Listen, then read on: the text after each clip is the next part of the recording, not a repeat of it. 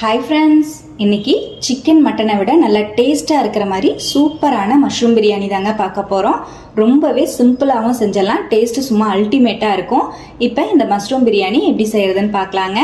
Mushroom biryani செய்கிறதுக்கு நான் basmati rice தான் யூஸ் பண்ணிக்க போகிறேன். ஒரு 2.5 கப் போல் பாஸ்மதி ரைஸ் எடுத்துக்கிறேங்க. கிராம்ஸில் 500 கிராம் கரெக்டாக 1/2 கிலோ அளவுக்கு இருக்குது. இப்போ பாஸ்மதி ரைஸை நல்லா வாஷ் பண்ணிவிட்டு ஒரு 20 நிமிஷம் போல் நம்ம ஊற வச்சுக்கலாம். நம்ம வெங்காயம் தக்காளி எல்லாம் கட் பண்ண ஸ்டார்ட் பண்ணும்போது அரிசி ஊற வச்சோம்னா சரியாக இருக்குங்க. இப்போ அரிசியை ஒரு 2-3 டைம் நல்லா வாஷ் பண்ணிக்கலாம். வாஷ் பண்ணிட்டேன். இப்போ ஒரு 20 நிமிஷம் போல் அப்படியே ஊறிட்டு இருக்கட்டும். இப்போ மஷ்ரூம் எப்படி க்ளீன் பண்ணுறதுன்னு பார்க்கலாங்க. இப்போ மஷ்ரூம் க்ளீன் பண்ணுறது எப்படின்னு பார்க்கலாம். மஷ்ரூமை ஃபஸ்ட்டு உப்பு தண்ணியில் நல்லா போட்டு நல்லா தேய்ச்சி எடுத்துக்கோங்க. கையில் வச்சு நல்லா தேய்ச்சிட்டு மேலே இருக்கிற இந்த லேசான தோலை மட்டும் இந்த மாதிரி கை வச்சு சுரண்டி எடுத்தீங்கன்னாலே வந்துடும். அதை ஃபுல்லாக எடுத்துட்டிங்கன்னா உங்களுக்கு மண்ணெல்லாம் சுத்தமாகவே க்ளீன் ஆகிடும். அதே போல் நம்ம பிரியாணியில் சேர்த்தும் போது உப்பு காரம்லாம் நல்லா இறங்கி டேஸ்ட் ரொம்பவே நல்லாயிருக்கும்.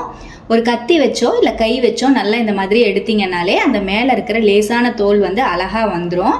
இப்போ பாருங்கள், நான் எல்லா மஷ்ரூம்லேயும் இதே போலவே மேலே இருக்கிற அந்த லேசான தோலை நீக்கிட்டு 2 கட் பண்ணி நான் சேர்த்துக்க போகிறேன். நீங்கள் உங்களுக்கு வேணும்னா நீங்கள் 4 கூட கட் பண்ணி சேர்த்துக்கலாம். இப்போ நம்ம இன்னைக்கு மஷ்ரூம் பிரியாணியை குக்கரில் தான் செய்ய போகிறோம். குக்கரில் விசில் விடாமல் அப்படியே தம்மில் எப்படி வைக்கிறதுன்னு பார்க்கலாங்க. இப்போ அடுப்பில் குக்கர் வச்சுருக்கேன்.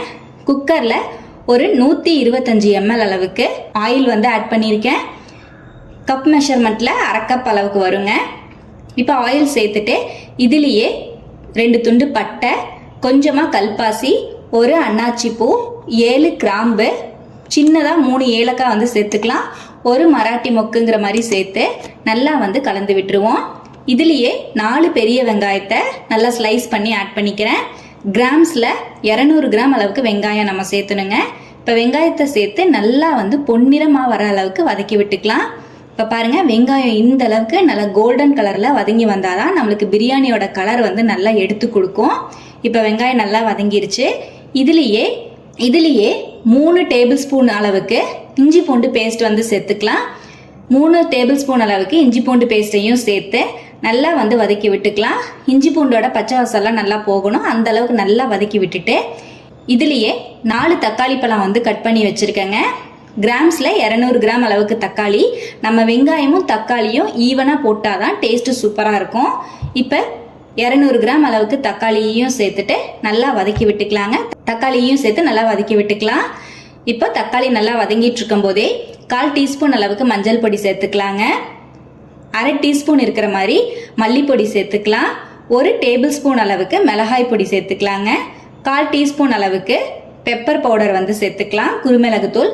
இப்போ பொடியெல்லாம் சேர்த்து நல்லா வதக்கி விட்டுக்கலாங்க. பொடி சேர்த்து நல்லா பச்சை வாசம் போகிற வரைக்கும் நல்லா ஒரு 2 நிமிஷம் நல்லா ஹை ஃப்ளேமில் வச்சு வதக்கி விட்டுக்கலாம்.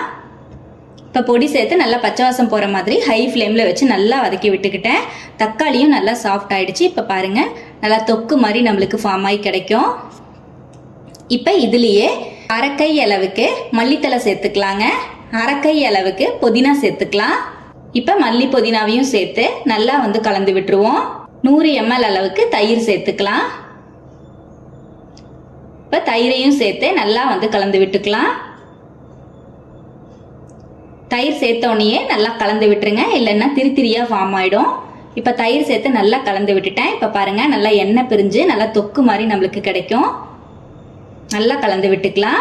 இந்த மாதிரி நம்மளுக்கு தொக்கு மாதிரி கிடைச்சாதான் பிரியாணியோட டேஸ்ட் சூப்பராக இருக்குங்க. இப்போ நல்லா கலந்து விட்டுட்டேன். இப்போ இதுலேயே நம்ம கழுவி சுத்தம் பண்ணி வச்சிருக்கிற மஷ்ரூம் சேர்த்துக்கலாம்.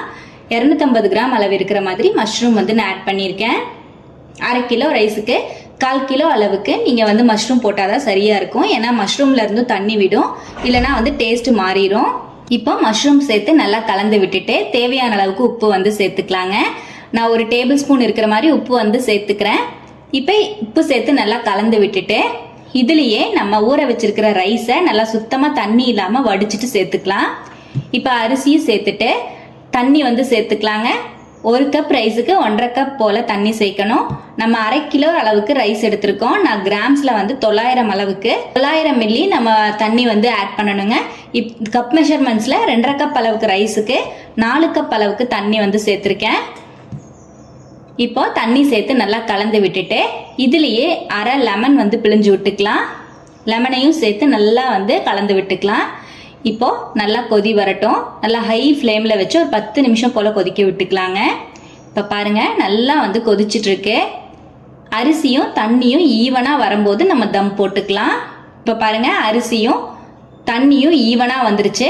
ஒரு டைம் நல்லா அடியிலேருந்து நல்லா கலந்து எடுத்து விட்டுட்டு இப்போ நம்ம தம் போட்டுக்கலாம். இப்போ ஒரு தோசை தவா வச்சுக்கிறேங்க. தோசை தவா மேலே நம்ம குக்கர் வந்து வச்சுக்கலாம். இப்போ நல்லா டைட்டாக ஃபுல்லாக க்ளோஸ் ஆகிற மாதிரி இருக்கிற மாதிரி மூடி இருந்தால் மூடி போட்டுக்கோங்க. நான் தோசைக்கல் வந்து வச்சுக்கிறேன். நல்லா வெயிட் கொடுத்த மாதிரியும் இருக்கும், நல்லா ஏர் போகாமல் டைட்டாகவும் இருக்கும். அதனால் இந்த இரும்பு தோசைக்கல் நான் வந்து வச்சுருக்கேன். நீங்கள் மூடி வச்சு மேலே வெயிட்டான ஏதாவது பொருள் கூட நீங்கள் வச்சுக்கலாம். ஒரு 15லேருந்து 20 நிமிஷம் போல் மீடியம் ஃப்ளேமில் தம் போட்டுக்கலாம். இப்போ பாருங்கள் ஒரு 20 நிமிஷம் போல் மீடியம் ஃப்ளேமில் தம் வச்சுருந்தேன். அவ்வளோதான், நம்மளோட சூப்பரான மஷ்ரூம் பிரியாணி ரெடி ஆயிடுச்சுங்க. எவ்வளோ சூப்பராக இருக்குது பாருங்கள். நல்லா பொல பொலன்னு உதிரி உதிரியாக நம்மளோட மஷ்ரூம் பிரியாணி எவ்வளோ சூப்பராக இருக்குது. வீடே மணக்கிற மாதிரி இருக்குங்க. சிக்கன் மட்டன் பிரியாணி டேஸ்ட்டில் சூப்பரான நான்வெஜ் ஸ்டைலில் சூப்பரான மஷ்ரூம் பிரியாணி ரெடி ஆயிடுச்சுங்க. ரொம்பவே சூப்பராக இருக்கும். கண்டிப்பாக இதே மெத்தடில் வந்து ட்ரை பண்ணி பாருங்கள். இந்த டேஸ்டியான மஷ்ரூம் பிரியாணியை நீங்களும் ட்ரை பண்ணி பார்த்துட்டு எப்படி வந்ததுன்னு மறக்காமல் கமெண்ட்லேயும் ஷேர் பண்ணுங்கள். நம்ம சேனலை இப்போ தான் ஃபஸ்ட் டைம் பார்க்குறீங்கன்னா ப்ளீஸ் சப்ஸ்கிரைப் பண்ணி ஒரு சப்போர்ட் கொடுங்க. லைக் பண்ணி ஷேர் பண்ணி கமெண்ட் பண்ணுங்கள். Thank you friends. பாய்.